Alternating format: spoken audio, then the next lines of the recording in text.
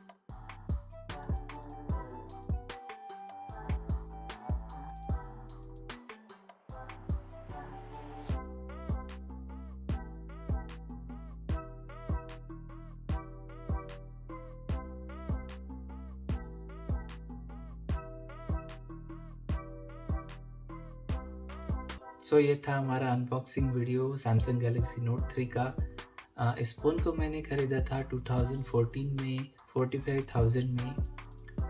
Thank you so much friends for 139 subscriber to our channel, और आगे और भी सब्सक्राइबर होते रहेंगे। सो प्लीज़ मेरे चैनल को सपोर्ट कीजिए, इस वीडियो को ज़्यादा से ज़्यादा शेयर कीजिए, इस वीडियो को लाइक कीजिए और कमेंट्स में मुझे बताइए आपको ये वीडियो कैसे लगा। Thank you so much.